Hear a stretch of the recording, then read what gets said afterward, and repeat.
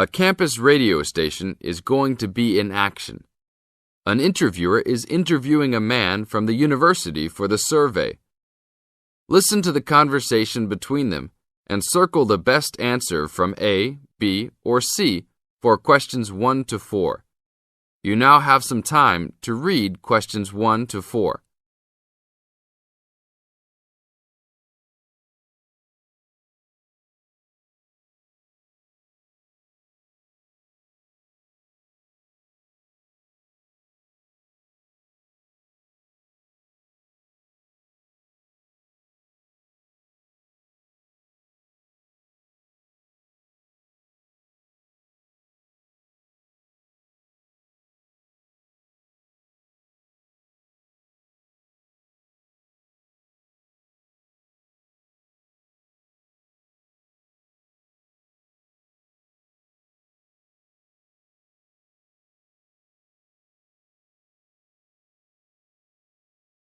Now, we shall begin. You should answer the questions as you listen, because you will never hear the recording for the second time. Listen carefully and answer questions 1 to 4. Excuse me, I'm conducting a campus survey. Would you have time to answer a few questions? What's it all about? We're doing some market research for a new campus radio station starting in the next few months. That's okay. Sounds good. Great. I'll just work through this form with you. And if we could start with some personal background information? Sure. Right. If I could have your age, please. 26. Okay, good. And are you a student, teacher, or in another job? Well, I'm a tutor, but I'm also a postgraduate student, so I don't know what you might call me. What do you think? Okay, well, I'm more of a teacher, really. Fine. And would you mind if I asked about your salary, or I could leave it blank? No, that's okay. It's $20,000 a year. Thanks. Right. Now about your current listening habits. What would you say is your main reason for listening to radio? Well, I'm usually busy during the day at work, so I usually only listen to the radio at night. It helps me relax and unwind, even if I'm studying. Good. And how many hours a day on average do you listen to the radio? Well, not a lot really. I'd say just over an hour all told. Now you have some time to read questions 5 to 10.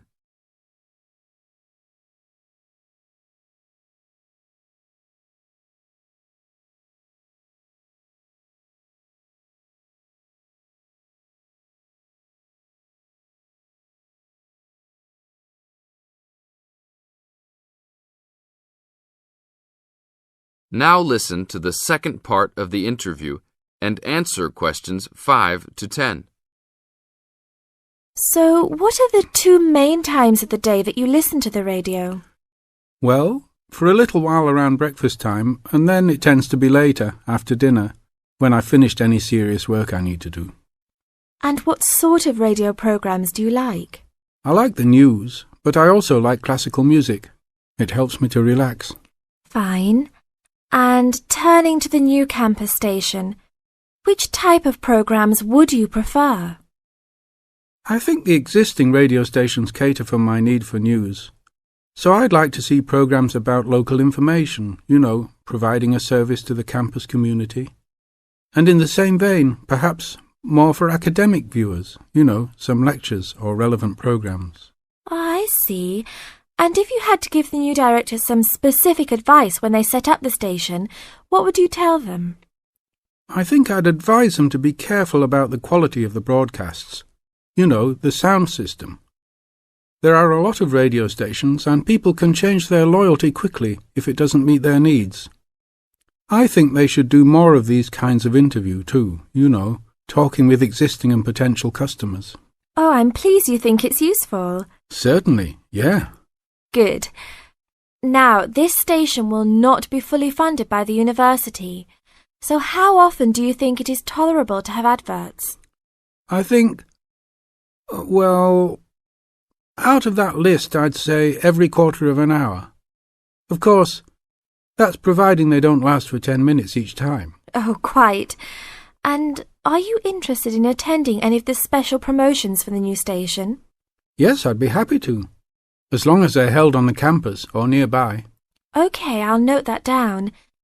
And finally, may we put you on our mailing list? Well, I prefer not, except for the information about the promotions you just mentioned. OK.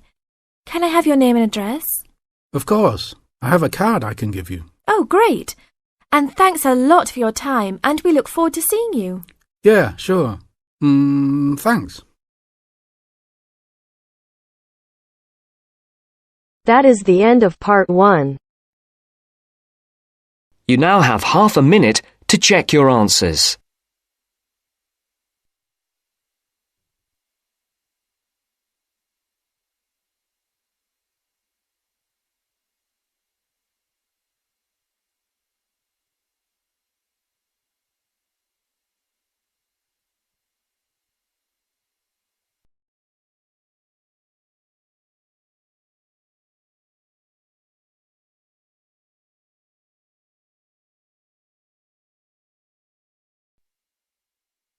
Now turns to part 2. Part 2. You will hear a conversation between an IELTS candidate and an IELTS administrator. First, you have some time to look at questions 11 to 15.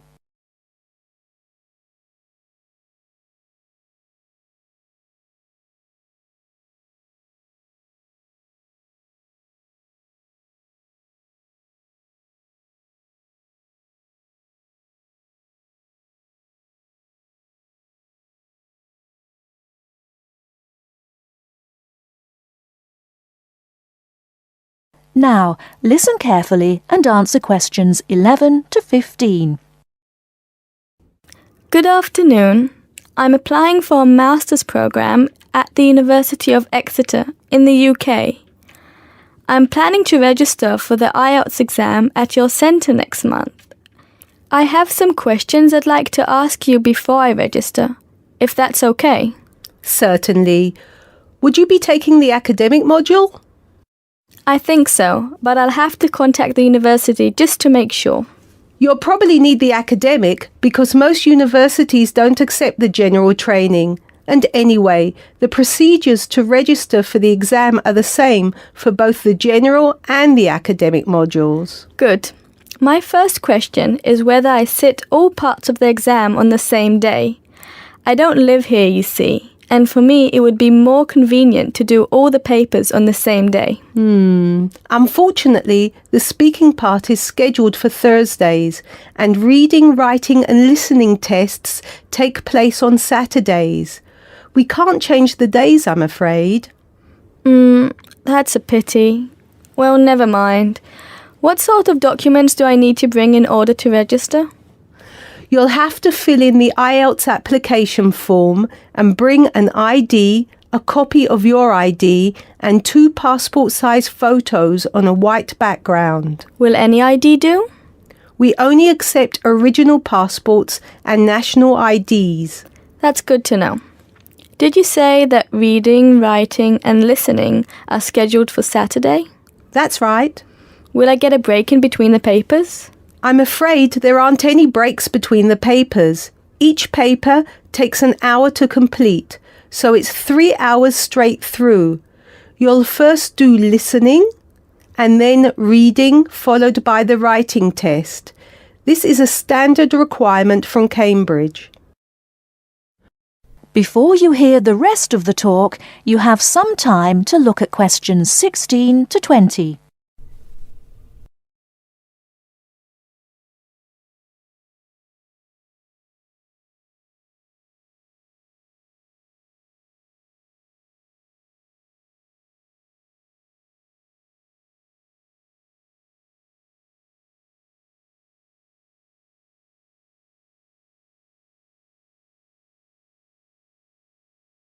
Now listen and answer questions 16 to 20.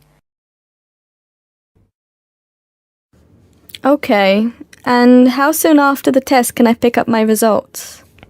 It takes 13 calendar days for the results to be processed.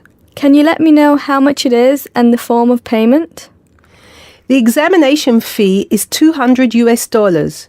You can pay by credit or debit card. We also accept cheques.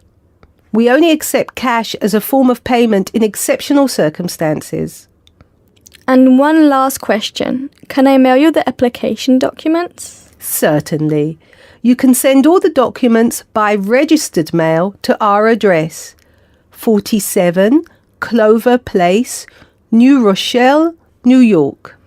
Could you spell New Rochelle for me, please? Certainly. Neurochle.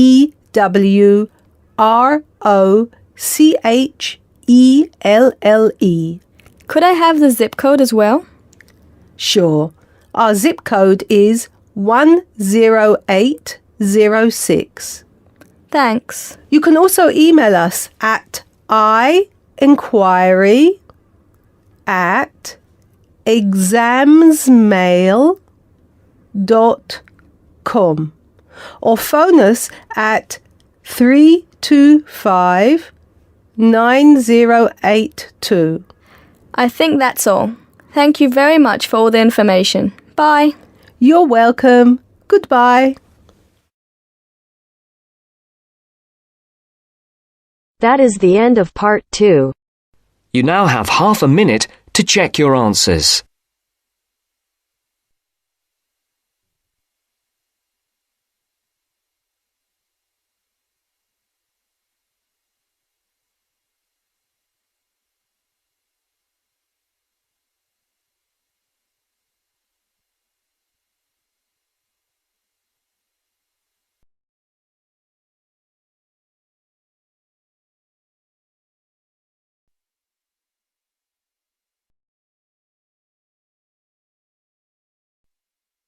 Now turns to part 3. Part 3. I have with me today Matthew East, a registered osteopath and a supporter of alternative techniques in healthcare.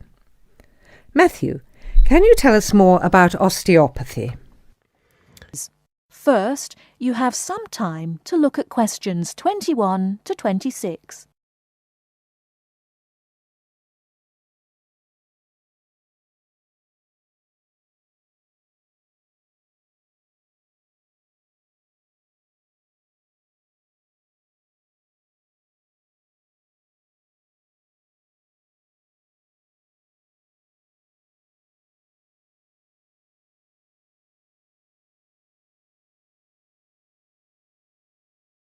Now listen carefully and answer questions 21 to 26. Over the past 50 years, there have been some radical changes in medicine as it is known in the West. This is largely the result of vast improvements in technology, but also in the rising importance of alternative treatments. I have with me today Matthew East, a registered osteopath and a supporter of alternative techniques in healthcare. Matthew, can you tell us more about osteopathy? Well, perhaps the first thing I should say is that the term alternative is actually a little misleading, as I am referring to approaches and attitudes to health that were in common use long before Western medicine was established. I prefer the term natural. Anyway, I'll begin by telling you a little about osteopathy. Basically, osteopathy is the manipulation of muscles in order to alleviate stresses and tensions that lead to pain. Now, unlike Western medicine, osteopathy considers the whole body, not just the affected area, and this is a very important principle of natural remedies. The whole body must be considered before a course of treatment can be decided upon. You see, the aim of therapies like osteopathy is not only to repair the body, but also to get the body treating itself. And this does not come from treating the symptoms. To give an example, I recently treated a 2-month-old baby who was screaming all day and was even worse at night. The couple had taken the baby to their doctor, but the only advice they were given was that the baby would grow out of it. However, the real problem stemmed from a difficult birth, which put pressure on the baby's neck. After 10 minutes of gentle manipulation, the pressure was released, and within 20 minutes the baby was quiet and calm for the first time. This was achieved without drugs or operations. Avoiding such invasive methods of treatment highlights another of the differences between Western medicine and a more natural approach. You see, Western medicine often uses surgery in order to find a solution to problems that could have been addressed with simple remedies. A medical approach that looks closely at how essential an operation is before it is performed would offer patients a considerably less stressful method of treatment, not to mention the financial savings. Natural remedies actually amount to about 10% of the cost of a Western course of treatment. Before you hear the rest of the talk, you have some time to look at questions 27 to 30.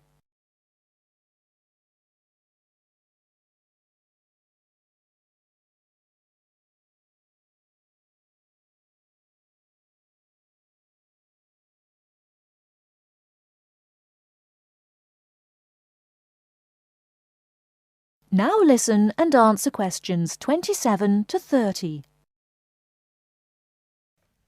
I'd like to mention the subject of surgery again a little later, but I would like to say at this point that there are those that claim that the benefits of osteopathy and herbal therapies are largely psychological, that they have not undergone the clinical trials that pharmaceuticals have.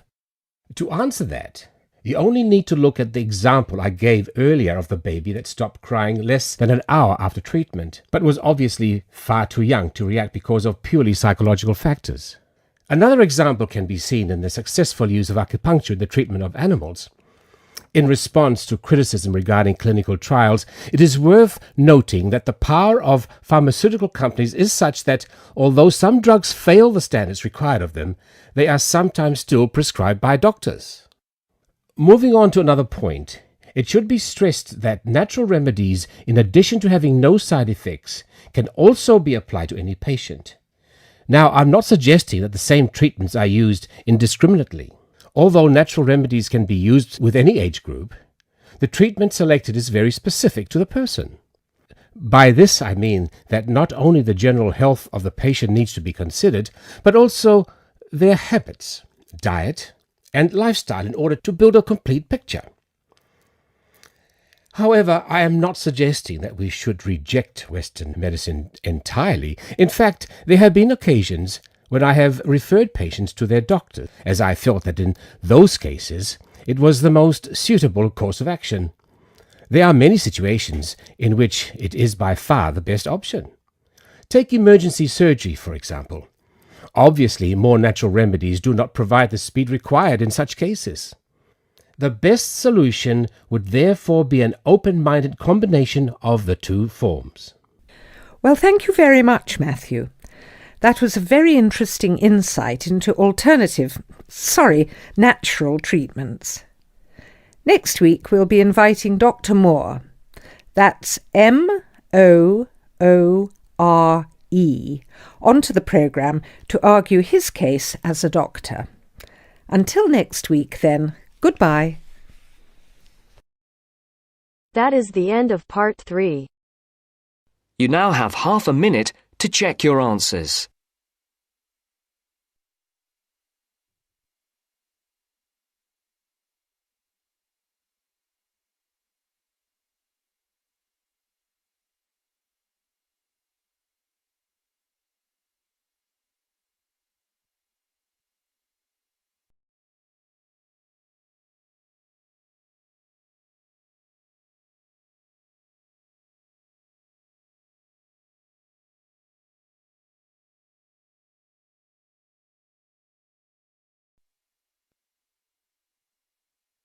Now turns to part 4. Part 4. I've asked you here just to remind you about this Friday's field trip. First, you have some time to look at questions 31 to 40.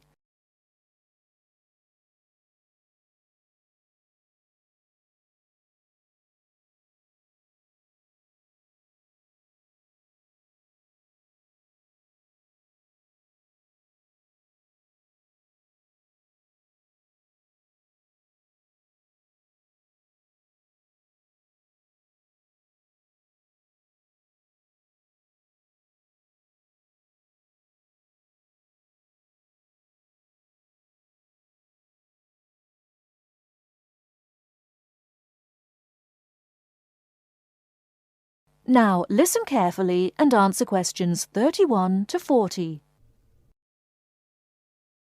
OK, I'd like to keep this meeting as brief as possible, as I'm sure we all have things to do. I've asked you here just to remind you about this Friday's field trip. This is the first of many field trips you'll be going on, so there are a few rules I'd like to make clear now. Most importantly, I want you all to remember that simply because you are leaving the college does not mean that you are not studying. This is an essential part of your course and should be treated as such. There will be 2 assignments for you to complete whilst you are there, and some extension work you will be expected to do over the weekend, so I suggest you all pay attention on the day. Moving on, remember that we are going to a salt marsh and must dress appropriately. High-heeled shoes and t-shirts are not what I consider appropriate. You need good footwear, preferably boots, and you should bring a waterproof jacket as the weather is unpredictable. It would also be a good idea to bring a change of clothes. There is a chance you will get wet, and a 3-hour return journey in damp clothes is nobody's idea of fun. We will be on the marsh from about 10 o'clock to about 4, so you will be given a light lunch. However, if you want to bring any snacks with you, then please feel free to do so, although we will be stopping for dinner on the way home. Now, this is the 4th time the college has been to Park Drive Saltmarsh, and so far we have never lost a student. However, remember that there are 28 people going, and if you are late, you will be keeping myself and your colleagues waiting, and at that time in the morning you will not find me very forgiving. Please try to arrive a few minutes before 7. If you are not here on the hour, you risk being left behind. For those of you who are being collected in the evening, you can expect to be back here between 8:30 and 9 p.m. But do warn whoever may be coming for you that the traffic is unpredictable and it may well be later. Before you go, I'll hand out your assignment papers and briefly explain what you have to do. Now, on the first page, all you are required to do is identify the flora and fauna on the page and find an example in the salt marsh. As I told you on Monday, you will need a camera for this. I recommend one of those disposable cameras rather than something more valuable, as the marsh can get very dirty. Now on page 2, you'll be looking more at the bird life on the marsh. You should be able to see what you have to do for this assignment, but there will be plenty of time on the way there to ask any other questions. Well, we'll stop there and I'll see you all on Friday morning. Oh, before you go, just a word of caution. The plants are there to be seen and photographed only. Remember that this is a protected site and we will have to get permission for this trip. If there are any problems, we may not be allowed to go again, and you will be spoiling the opportunity for other students. Okay, if you have any questions, come and see me later today or tomorrow. That is the end of part 4. You now have half a minute to check your answers.